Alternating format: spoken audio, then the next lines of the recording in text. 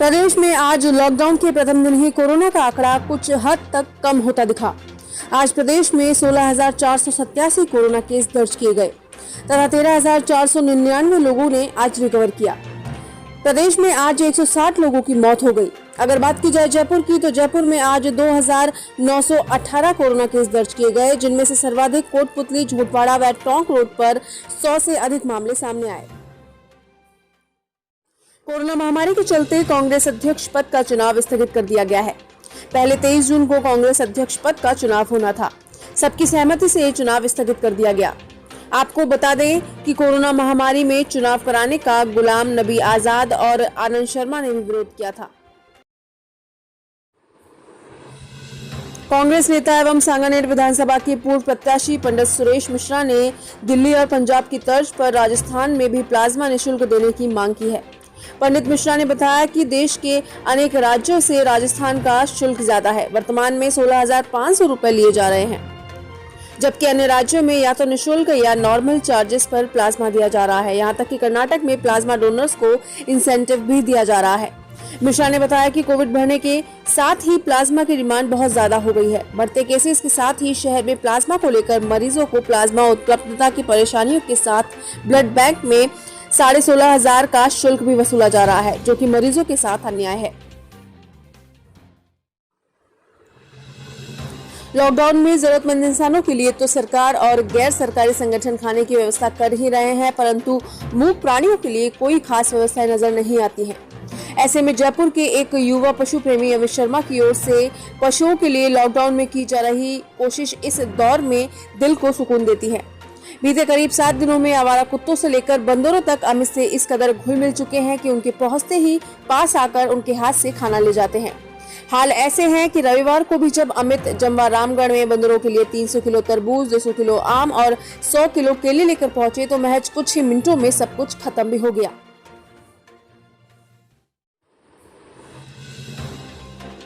Corona की इस दूसरी लहर में ऑक्सीजन की भारी किल्लत हमें देखने को मिल रही है।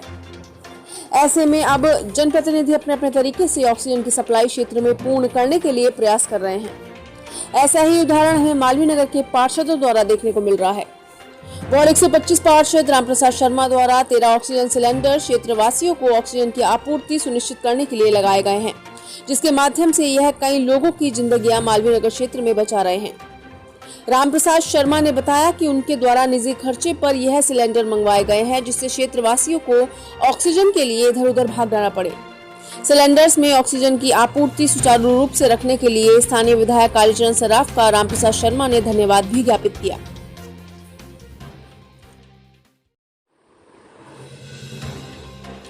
जयपुर महानगर तिपैया वाहन चालक यूनियन ने सौंपा मुख्यमंत्री को ज्ञापन। 10 मई से प्रदेश में लॉकडाउन की घोषणा कर दी गई है, जिसके अंतर्गत समझ निजी व सार्वजनिक वाहनों के आवागमन पर रोक लगा दी गई है। ऐसे में ऑटो चालकों पर रोजगार का संकट आ गया है। यूनियन की मांग है कि उन्हें 5,000 रुपए प्रति माह व 2 माह का राशन सरकार द्वारा दिया जाए। साथ ही लॉकडाउन के दौरान मरीजों को हॉस्पिटल लाने एवं ले जाने हेतु ऑटो चलाने की अनुमति भी देवें, जिससे बीमार व्यक्ति को आसानी से हॉस्पिटल लाया व ले जाया जा सके। 70% शिक्षक कर रहे फील्ड ड्यूटी। 70% शिक्षकों की फील्ड में ड्यूटी लगी हुई है। ग्राम पंचायतों पर स्वास्थ्य सर्वे में सहयोग कर रहे हैं। क्वारंटीन सेंटर और चेक पोस्ट में भी शिक्षक महत्वपूर्ण भूमिका निभा रहे हैं। कलेक्ट्रेट और उपखंड कार्यालय समेत अन्य कई जगह शिक्षकों की ड्यूटी लगी हुई है, लेकिन इन शिक्षकों को न तो सुरक्षा संसाधन दिए गए हैं और न ही उनका वैक्सीनेशन तक किया गया है। इतने बड़े पैमाने पर जोखिम भरे काम में लगे शिक्षकों को कोरोना वॉरियर नहीं माना गया है, जबकि कोरोना टीकाकरण के लिए एक्टिव सर्विलेंस टीम के रूप में शिक्षकों को दल प्रभारी बनाया गया है। राजस्थान में शिक्षकों की कोरोना बचाव अभियान में ड्यूटी गत 14 महीनों से लगातार लग रही है। जिला प्रशासन की ओर से अलग अलग जिलों में टीकाकरण के लिए जागरूकता अभियान में भी शिक्षक लगाए गए हैं। विभिन्न विद्यालयों एवं चिकित्सालय में तथा गाँव में शिक्षक अपनी सेवाएं दे रहे हैं, लेकिन इन शिक्षकों को कोरोना संक्रमण रोकथाम के लिए बचाव के कोई संसाधन उपलब्ध नहीं कराए गए हैं। इतना ही नहीं, फ्रंट लाइन में काम कर रहे शिक्षकों को वैक्सीनेशन भी नहीं हुआ है।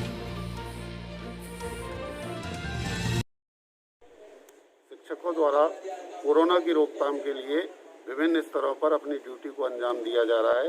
शिक्षक कहीं चेक पोस्ट पर, कहीं ऑक्सीजन सप्लाई में, कहीं जिला प्रशासन के साथ अपने तालमेल करते हुए कोरोना की रोकथाम के लिए कार्य कर रहे हैं। परंतु शिक्षकों को न तो वैक्सीनेशन में कोई प्राथमिकता दी गई है, न उनको कोई संसाधन उपलब्ध कराए गए हैं। ग्लव्स, सैनिटाइजर, मास्क और अपनी जान को खतरे में डाल करके शिक्षक कोरोना की रोकथाम में लगे हैं। शिक्षक जो कार्य कर रहे हैं उससे संभावना ये है कि वो अपने घर पर जा कर के कोई संक्रमण फैला सकते हैं। इसलिए प्राथमिक माध्यमिक शिक्षक संगठन ये मांग करता है सरकार से कि शिक्षकों को वैक्सीनेशन में प्राथमिकता मिले और उनको संसाधन उपलब्ध कराए। ये मांग हम सरकार से करते हैं। न्यूज प्लस आपके लिए लाया है एक नया कार्यक्रम जिसका नाम है लॉकडाउन से लॉकडाउन तक।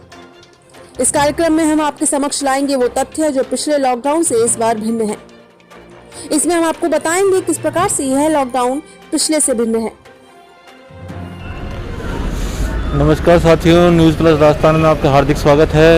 आज न्यूज़ प्लस राजस्थान की टीम पहुंची है 200 फुट चौराहे पर। जयपुर का वह 200 फुट चौराहा जहां से अजमेर और अन्य स्थानों के लिए बसें निकलती हैं। हम लोग आपको ये दिखाना चाहते हैं किस प्रकार से लॉकडाउन का प्रभाव देखा जा सकता है। मैं अपना कैमरामैन से कहूँगा कि वो आपको दिखाएं कि किस प्रकार से यहाँ पर व्यवस्थाएं बनी हुई है और किस प्रकार से यातायात को नियंत्रित किया जा रहा है।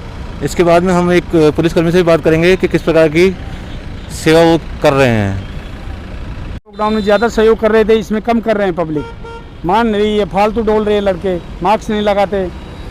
जैसे आप सब बस वैसे सब बंद कर दिए, ऑटो बंद कर रखे, फिर भी ऑटो आ रहे हैं सवारी के लिए। बाबू जी गरीब आदमी, घर रहो तो सवारी नहीं तो क्यों आ रहे हो यहाँ, बीमारी लेके क्यों जा रहे हो। तो पब्लिक से ये अपील है कि ज़्यादा से ज़्यादा घर रहे, काम हो ही तो निकलो, नहीं तो निकलो ही मत। गवर्नमेंट का सहयोग करोगे जब तो काबू पाता है कि गवर्नमेंट। इसके अलावा किस प्रकार की परिस्थितियों का सामना कर रहे हैं आप? सामना कई परिस्थिति होती है, कोई मानते नहीं, गाड़ी चेकिंग कर रहे हैं, कोई फर्जी बिल दिखाते हैं, कोई कह रहे वहाँ जा रहा हूँ मैं, यह जा रहा हूँ, झूठ बोलते हैं। ये माथापूरी होती है, यही होती है। गवर्नमेंट पब्लिक साथ नहीं दे पा रही। पब्लिक साथ दे तो कोरोना काबू ही कर ले। गवर्नमेंट कितनी मेहनत कर रही है, उसके बावजूद नहीं मानती।